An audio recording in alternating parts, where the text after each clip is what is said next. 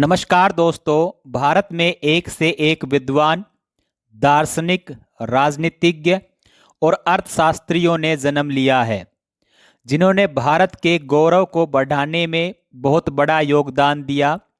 परंतु भारत की एकता और अखंडता को बनाए रखने में चाणक्य का जो योगदान है, उसे भारत ही नहीं, पूरी दुनिया भी जानती है। आज से लगभग 2347 साल पहले इसी माटी में युग पुरुष चाणक्य का जन्म हुआ, जिनकी कीर्ति इतनी महान थी कि समय उनके ऊपर किसी प्रकार के लालछन नहीं लगा सका। हर काम को इतनी दूरदृष्टि से करते थे कि पहली बात तो सफलता निश्चित ही थी, और यदि किसी प्रकार की सफलता में कोई बाधा भी पैदा हो जाती थी तो उससे बचाव की भी पूरी प्लानिंग चाणक्य पहले ही कर लेते थे, जिसको मॉडर्न डे में आज प्लान बी कहा जाता है। प्लान बी चाणक्य का हमेशा तैयार रहता था। चाणक्य बचपन से ही इतने तेजस्वी और विद्वान थे कि उन्होंने सभी वेद पुराणों का अध्ययन कर लिया था, परंतु उनके जीवन में एक राजा धनानंद हमेशा से हस्तक्षेप करते रहे हैं और इन्होंने फाइनली धनानंद का वो हाल किया जिसकी मिसाल आज पूरी दुनिया के सामने दी जाती है। चाणक्य और धनानंद जब भी एक दूसरे से मिले, तब चाणक्य ने धनानंद के लिए और धनानंद ने चाणक्य के लिए मुसीबतें ही पैदा की हैं। चाणक्य और धनानंद एक दूसरे से काफ़ी बार मिले हैं, परंतु 3 मुलाकातें ऐसी है जिन्होंने पूरे भारत के इतिहास को ही पलट कर रख दिया। जब चाणक्य 14 साल के थे, तब चाणक्य के पिता धनानंद के दरबार में काम करते थे, लेकिन धनानंद अपने भोग विलास में इतना डूबा हुआ था कि उसको इस बात का अंदाजा ही नहीं था कि उसकी प्रजा किस प्रकार से जीवन जी रही है। यह सब देख धनानंद के पिता ने उसके दोस्त के साथ मिलकर एक प्लानिंग की कि वो धनानंद को मार दें। लेकिन जब यह बात गुप्त सूत्रों के द्वारा धनानंद को पता लगी, तो धनानंद ने चाणक्य के पिता को राजद्रोह के अपराध में मृत्युदंड दिया, और जो मृत्युदंड दिया उसमें धनानंद के पिता का सर कलम कर कर एक चौराहे पर एक बांस के ऊपर रख दिया, जिसके दाह संस्कार के लिए कोई भी लोग आगे नहीं आए। चाणक्य ने खुद रात के समय अपने पिता के शीश को उस बांस से उतारा और अकेले ने ही उनका दाह संस्कार किया। चाणक्य और धनानंद की दूसरी मुलाकात तब हुई जब चाणक्य तक्षशिला यूनिवर्सिटी में एक प्रोफेसर थे।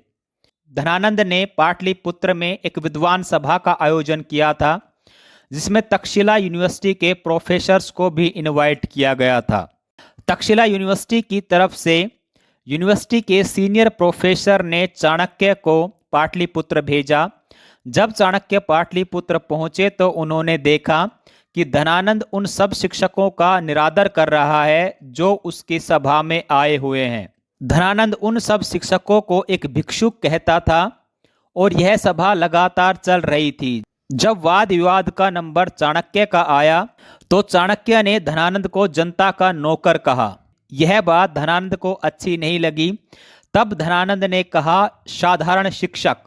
जब यह बात धनानंद ने चाणक्य को कही, साधारण शिक्षक, उस समय चाणक्य ने जवाब दिया कि शिक्षक कभी साधारण नहीं होता, प्रलय और विकास उसकी गोद में पलते हैं।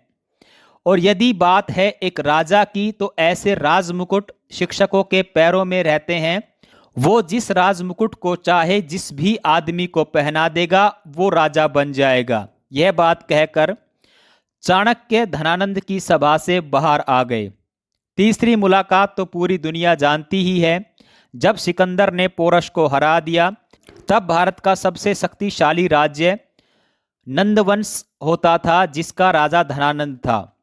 चाणक्य ने अपनी पुरानी सभी शत्रुता को भूलकर अपने देश को आगे रखकर वो धनानंद के पास अपने देश की रक्षा के लिए गए। और आप सभी जानते ही हैं कि धनानंद ने चाणक्य का अपमान किया, और उसके बाद चाणक्य ने कसम खाई कि जब तक वो नंदवंश का विनाश करके एक चक्रवर्ती सम्राट को इस गद्दी पर नहीं बिठा देगा तब तक अपनी शिखा नहीं बांधेगा। फाइनली उसने चंद्रगुप्त मौर्य को अखंड भारत का राजा बनाया। इस प्रकार चाणक्य ने अपनी शपथ को पूरा किया। आइए बात करते हैं चाणक्य की कुछ यूनिकनेस के बारे में। वो एक सेना का प्रधानमंत्री होते हुए भी अपने राजा की पूरी सुरक्षा करता था। चंद्रगुप्त के खाने में अक्सर थोड़ा थोड़ा जहर चाणक्य के द्वारा दिया जाता था ताकि थोड़े बहुत जहर से चंद्रगुप्त की मौत ना हो। एक बार चंद्रगुप्त का झूठा भोजन उसकी पत्नी ने खा लिया था। उसके तुरंत बाद उसकी तबीयत खराब होने लग गई। चाणक्य ने चंद्रगुप्त की पत्नी का पेट चीरकर उसमें से उसका बेटा निकाला और निकालते ही चंद्रगुप्त की पत्नी की मौत हो गई थी। चाणक्य कभी भी महल में नहीं रहते थे। वो महल से बाहर एक कुटिया बनाकर रहते थे। जब लोग उनसे मिलने के लिए आते थे तो वो उस कुटिया में ही मिलते थे जिस कुटिया में चाणक्य रहते थे। एक बार एक चीनी यात्री चाणक्य से मिलने के लिए आया। रात का समय था। जब वो उस कुटिया में पहुंचा तो चाणक्य ने पूछा कि बताइए क्या काम है। तो जब वो काम बताने लगा तो उस आदमी को बीच में रोका और जो दिया था उसको बुझाकर एक दूसरा दिया जला दिया। जब यह बात उस मुसाफिर ने पूछी, आपने एक दिए को बुझाकर दूसरा दिया क्यों जलाया, तो चाणक्य ने बताया कि जो पहले काम किया जा रहा था वो उसके राज दरबार का काम था। जो तेल था वो उसके राज दरबार का था, उससे वो काम हो रहा है। लेकिन अब आप और मैं जो बात कर रहे हैं ये हमारा पर्सनल मैटर है। हम और आप इस पर्सनल मैटर पर बात कर रहे हैं। इसी वजह से मैं अब अपना पर्सनल तेल यूज कर रहा हूं। उस समय मैं अपने राज दरबार का तेल यूज कर रहा था। कहा जाता है चाणक्य ने चंद्रगुप्त मौर्य के उत्तराधिकारियों को भी अपना ज्ञान दिया, उनको भी प्रोटेक्शन दी, उनके भी वो प्रधानमंत्री रहे। आपको चाणक्य की यह स्टोरी कैसी लगी अपनी राय कमेंट बॉक्स में ज़रूर दें।